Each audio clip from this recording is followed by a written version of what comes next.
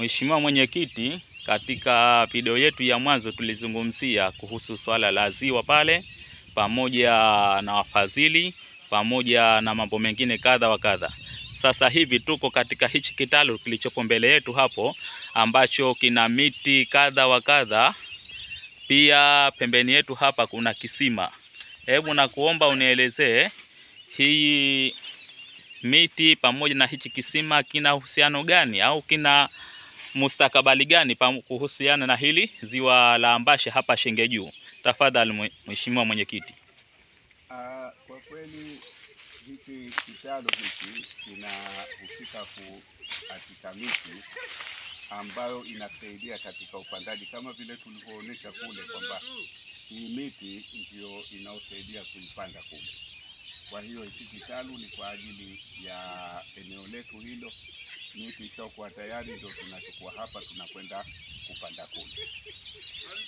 Na kuhusu hiki kisima, ndio hiki kisima kinachotumika kwa maji ya kunyweshea ng'ombe. Maanake mifugo yetu ya hapa eneo hili wanakunywa maji safi yanayotoka kwenye kisima hiki, na pia kisima hiki kinatumika kwa kilimo cha watu waliozunguka eneo hili. Asante Mheshimiwa Mwenyekiti. Mheshimiwa Mwenyekiti, kwa nini kuhusu swala la miti, kwa nini Musenge kuna haja gani ya kuipanda miti mkuiatika hapa, na wakati mnaingia katika kilimo mnakwenda kuomba mnatoa sababu zenu kwa ajili ya kupata miti kwa kulihifadhi hili ziwa, na kwa nini mkaamua kuweka kitalu kwa ajili ya uzalishaji wa miti mingine mipya? Kwa sababu hii miti kuzalisha hapa pia ni moja ya kusaidia katika maeneo yetu, kwa sababu sisi lengo letu ni kusaidia serikali na serikali inatusaidia sisi.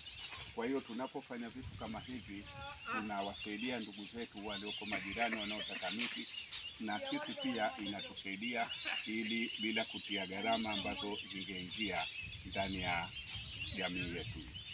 Na Mheshimiwa Mwenyekiti, katika lile ziwa na hizi sauti zinazopita za ndege, tunaona ndege kadha wa kadha wakizunguka katika lile ziwa kwa ajili ya kunywa maji na shughuli nyingine. Hivi Mheshimiwa Mwenyekiti, wale ndege muliwaingiza maksudi kwa ajili ya shughuli kwa kupamba hili ziwa, ama ni ndege ambao wamekuja tu kutoka sehemu mbalimbali katika kuingia kwenye hili ziwa la Ambasha Shenge Juu? Mheshimiwa, hebu tuelezee. Naona sauti nzuri tu za ndege zikipita katika masikio yetu. Hawa ndege ni kwamba wao wanapenda mazingira mazuri, na sio ndege tu, ni viumbe vyote.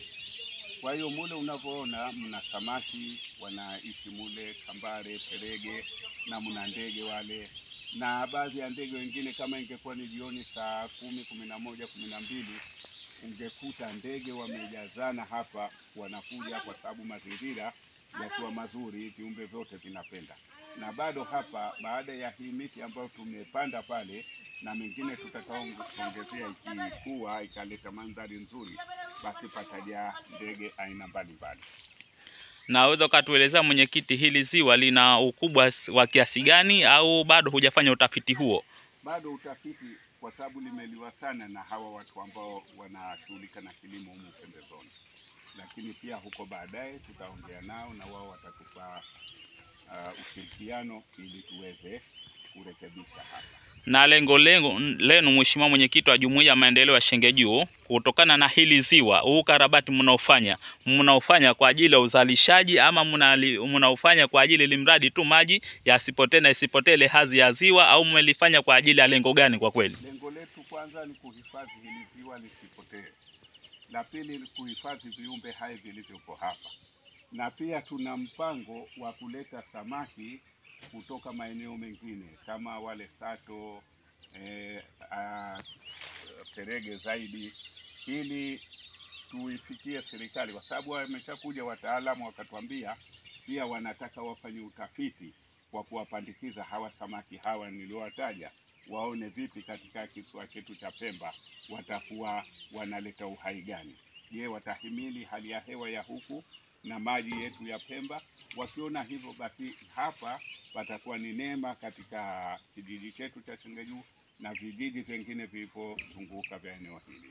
Kwa kweli maswali ni mazuri Mheshimiwa Mwenyekiti, lakini hapa mwisho ulizungumza neno kubwa sana ambalo ni zuri kwa maslahi ya taifa na kwa maslahi ya wilaya yetu ya Kaskazini pamoja na wilaya yetu ya Wete pamoja na mkoa wetu wa Kaskazini Pemba.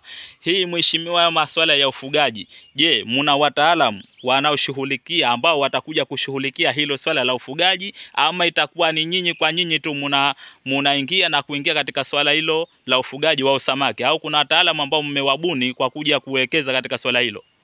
Sisi kwa kweli wenyewe tuna utaalamu kidogo wa asili wa kufuga, lakini pia tunategemea kupata ushauri na mafunzo ya ufugaji wa kufuga hivi viumbe vya majini ili tuweze kulihuisha ziwa hili, na sio hili tu, hapo mbele pia kuna ziwa jingine